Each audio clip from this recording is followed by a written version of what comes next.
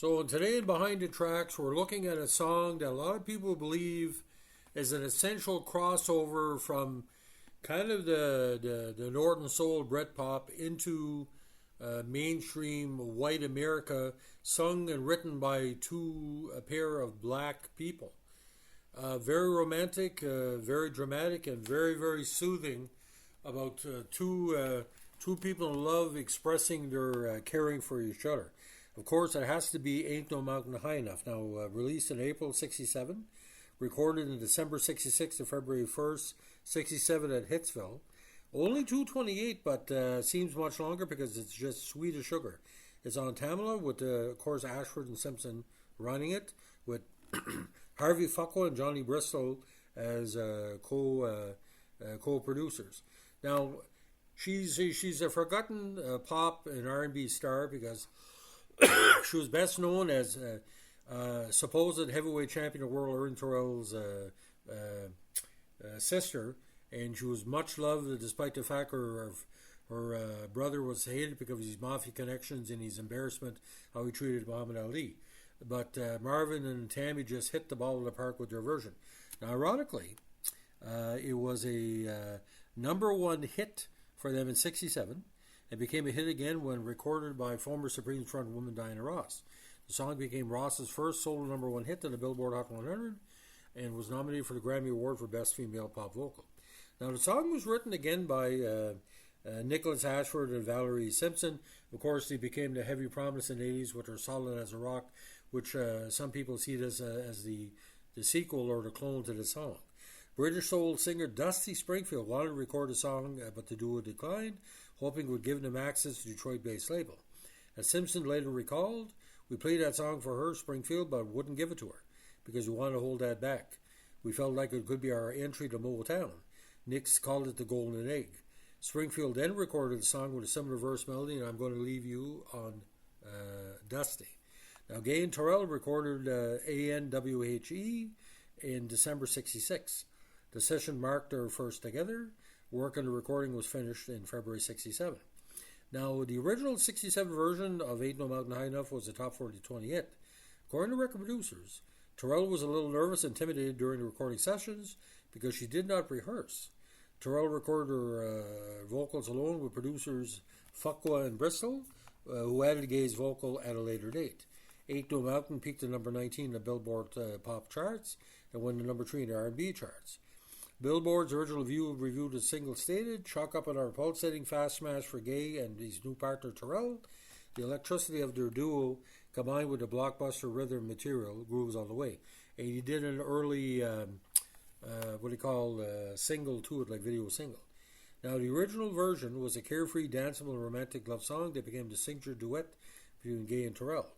Its success led to a string of more Ashford Simpson-penned duets, including You're All I Need to Get By, Ain't Nothing Like the Real Thing, Baby, and Your Precious Love. In 1999, the Gaye-Terrell duet version was inducted in the Grammy Hall of Fame. Now, the Gaye-Terrell versions will include a soundtrack to the 1998 film Stepmom, the 2000 film Remember the Titans, as well as the 2014 smash hit Guardians of the Galaxy. Instrumentation, of course, was by the Funk Brothers and Detroit Symphony Orchestra. 19 in the U.S., number 3 in the Hot R&B, didn't chart in Canada, but in France it was number 90 and UK number 80. Certifications: gold in Belgium, 2-time platinum Denmark, gold in Germany, platinum in Italy, 5-time platinum in New Zealand, 3-time platinum in Spain, 4-time platinum in UK, which is 2.4 million copies, and the US, get this, ladies and gentlemen, 7 million friggin' copies. Couldn't keep it on the shelves. Now, Diana Ross and the Supremes recorded a version of the song, which was more faithful to the Terrell Gaye original version, as a duet with the Temptations. The song was an album cut from a joint LP release in 68 to two superstar groups, titled Diana Ross and the Supremes Joined the Temptations.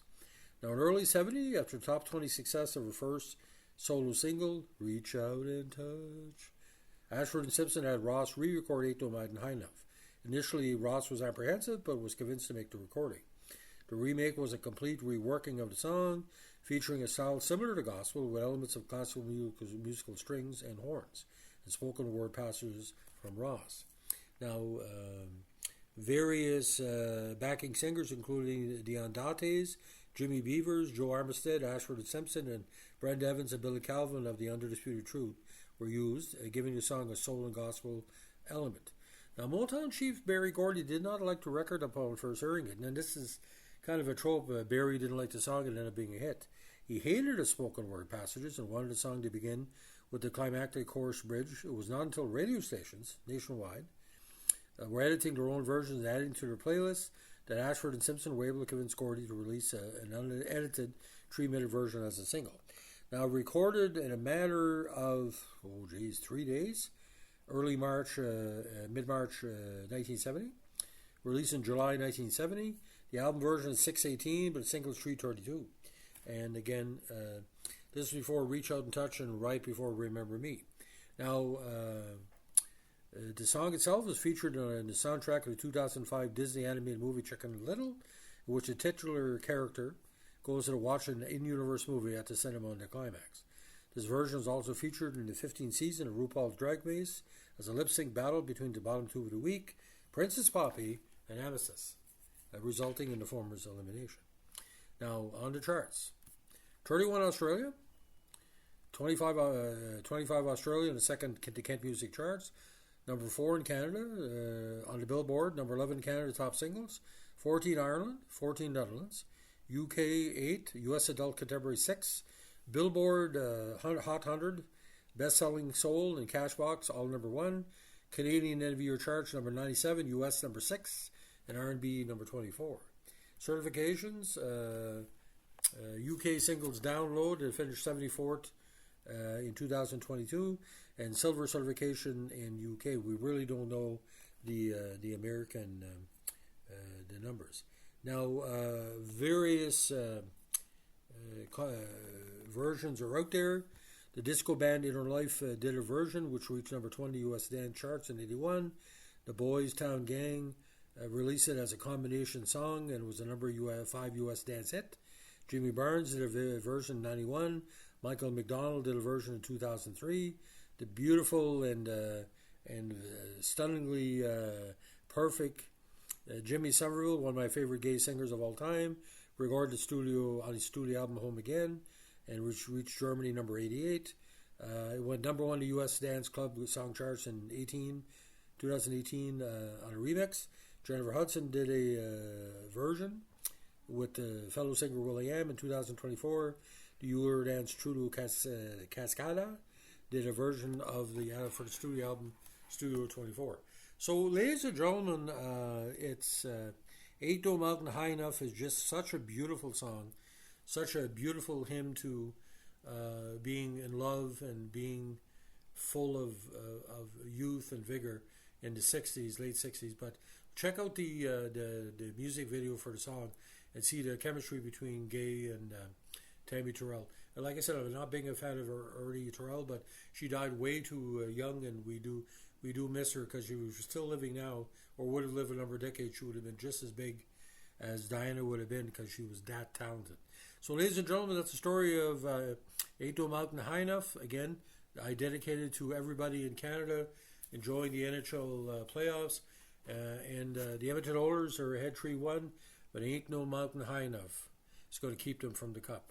They're going to win this year. And ladies and gentlemen, when they win, all of Canada would say, have a good one. Give us a like, comment, subscribe, or share.